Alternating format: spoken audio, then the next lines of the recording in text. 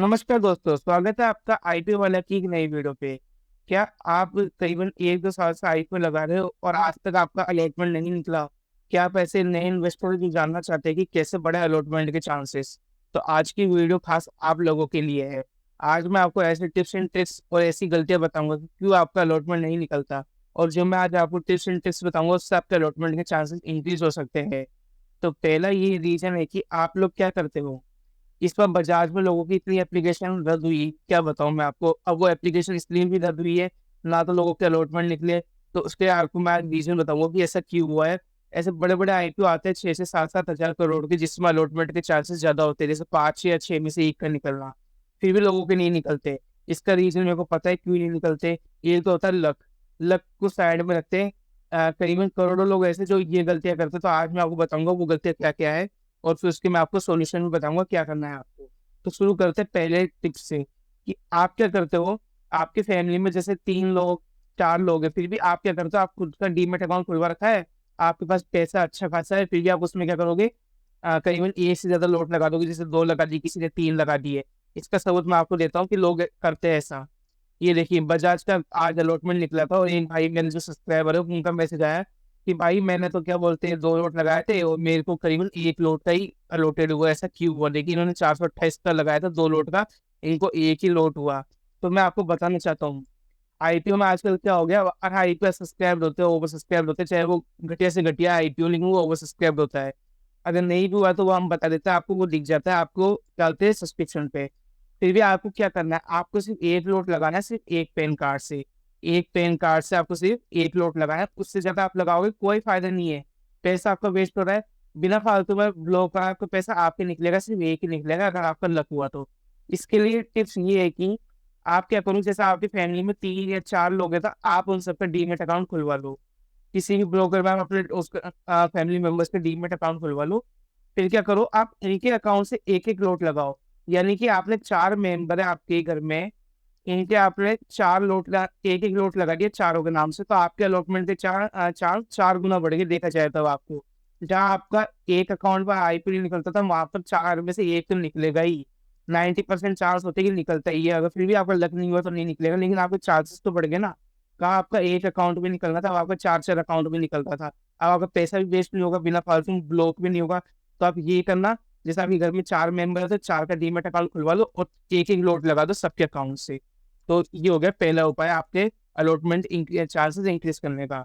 दूसरा है कि आपका जो जैसे आपने लगाया, कमेंट में बहुत सारे ऐसे आते हैं कि लोग बोलते हैं भैया बैंक अकाउंट का नाम मेरा है और मैंने अपने दोस्त की यूपीआई आईडी से लगा लिया। तो भाई ऐसा मत करो, बिल्कुल भी गलत प्रैक्टिस है। इससे आपके अलॉटमेंट के चांसेस बिल्कुल घट जाएँगे।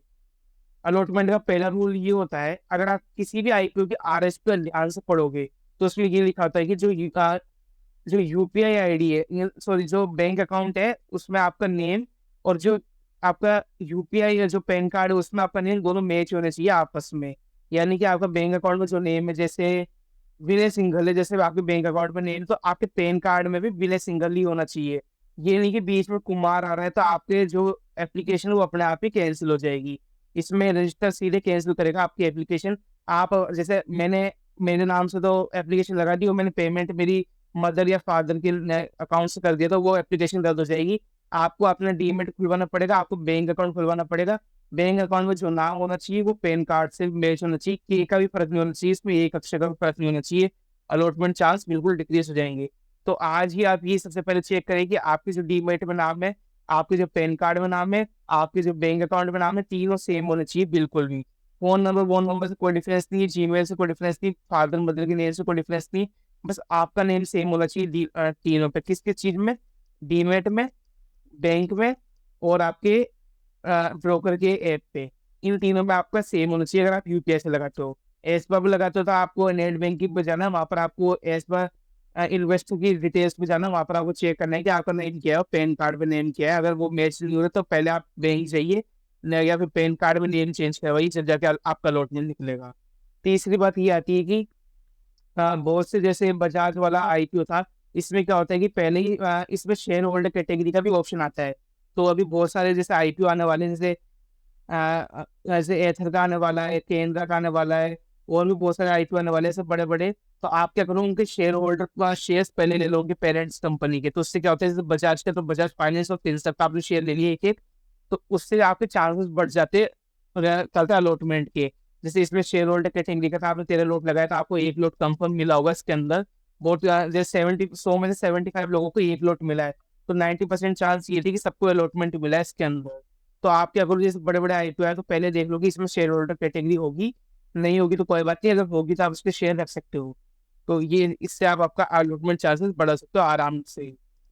और बहुत से लोग क्या करते हैं कि जैसे उन्होंने रिटेल में लगा दिया, साथ में उन्होंने बिग एच एन आई में बिग एच एन आई में लगा दिया, स्मॉल एच एन आई में लगा दिया रिटेल, और स्मॉल एच एन आई में लगा दिया रिटेल, या बिग एच एन आई में लगा दिया, या बिग एच एन आई या स्मॉल एच एन आई में लगा दिया, तो आपकी एप्लीकेशन रद्द हो जाएगी। आपको सिर्फ एक ही चीज में लगाना है, या तो रिटेल में लगाओ, या बिग एच एन आई में लगाओ, या फिर स्मॉल एच एन आई में लगाओ। तीनों में से आपको एक एक में लगाना है। ऐसा होता है, कमेंट मेरे भरे हुए हैं, मैं लाइव आया तो उसमें भी लोगों ने ये कहा था कि भैया मैंने रिटेल में और स्मॉल एच में लगा दिया क्योंकि अलॉटमेंट होगा, नहीं भाई नहीं होगा। और चौथी चीज ये है कि आपने जैसे एप्लीकेशन लगाई, उसको कैंसिल कर दी, पहली एप्लीकेशन कैंसिल कर दी, फिर वापस एप्लीकेशन लगाई, उसको एक्सेप्ट, उसको भी कैंसिल कर दी, तीसरी बार आपने एप्लीकेशन लगाई उसको एक्सेप्ट कर दी, तो आपके अलॉटमेंट का चांस कैंसिल हो जाएगी, आपकी एप्लीकेशन कैंसिल हो जाएगी। आपको एक बार में ही पूरी एप्लीकेशन एक्सेप्ट करनी है। जैसे आपने यूपीआई से लगाई तो आप वेट कीजिए, यूपीआई रिक्वेस्ट आती है, ऐसी बात नहीं है, आप ध्यान से डालिए उसके अंदर यूपीआई आईडी, तो आपके पास यूपीआई रिक्वेस्ट आएगी। फिर आपको क्या करना है, आपको एक बार में मैंडेट आपको एक्सेप्ट करनी है ताकि आपके अलॉटमेंट के चांसेस हो जाए। रजिस्टर वैसे ये बताता नहीं है कि हमने एप्लीकेशन क्यों रद्द की, लेकिन माना जाता है यही कि अगर आप कैंसिल करके एक्सेप्ट करते हो उस चीज को, तो आपके एप्लीकेशन कैंसिल हो जाती है। तो ये इसका बड़ा, बहुत से लोग ये पूछते हैं मेरे से कि भैया एसबा जो कि नेट बैंकिंग से होता है डायरेक्ट, आपके एसबा और यूपीआई में क्या फर्क है, क्या हम एसबा से लगाए यूपीआई से लगाए तो आप अगर हमारे अलॉटमेंट के चांसेस बढ़ेंगे? नहीं भाई, ऐसा कुछ नहीं होता। पहला प्रोसेस समझिए कि आपके जो अलॉटमेंट है वो कैसे होता है। आपने एक एप्लीकेशन लगवाई, एप्लीकेशन नंबर आपके पास आ गई, फिर वो आपके रजिस्टर के पास जाती है।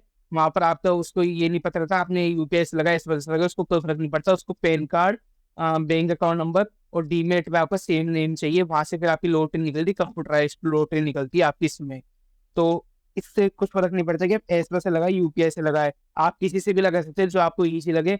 वैसे आप लगाना चाहो तो एसबा से लगा लो, क्योंकि यूपीआई में थोड़ी झंझट रहती है कि मैंडेट आई नहीं है, जैसे ये बजाज में आपने देखा था। लेकिन जो एसबा वाले थे उनको 100% कुछ भी दिक्कत नहीं हुई।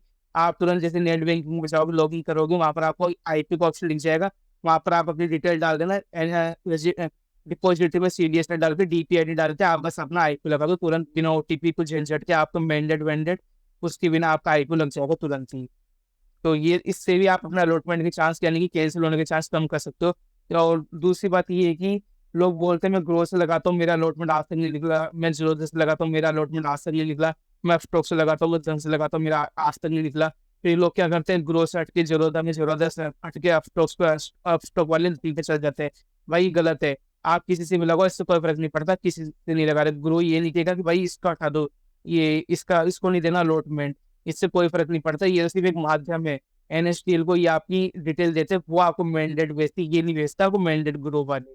तो इससे कोई फर्क नहीं पड़ता। आपको सिर्फ कुछ नहीं करना, आपको अपने फैमिली मेंबर के नाम से पैन कार्ड से आपको अलग अलग अकाउंट से आईपीओ लगाना है। और आपको क्या बोलते हैं, शेयर होल्डर जिसमें कैटेगरी उसमें आपको पहले शेयर खरीद के रख लेना है, क्योंकि प्रोपोर्शनल बेसिस होता है। आपको रिटेल में लगाना है, बिग एच में लगाना है, स्मॉल एच में लगाना है, इन तीनों में से एक में लगाना है। तो इससे ही आपके अलॉटमेंट के चांस बढ़ेंगे। और अगर आपको कोई क्वेरी हो तो आप कमेंट डाउन कर सकते हो, मैं उसका सोल्यूशन आपको दूंगा। तो guys thank you watching this video, and like कीजिए, सब्सक्राइब कीजिए और शेयर कीजिए इस वीडियो को, ताकि र्यूमर्स हटे, लोगों को अलॉटमेंट मिलने के चांसेस बढ़े। तो thank you for watching this video.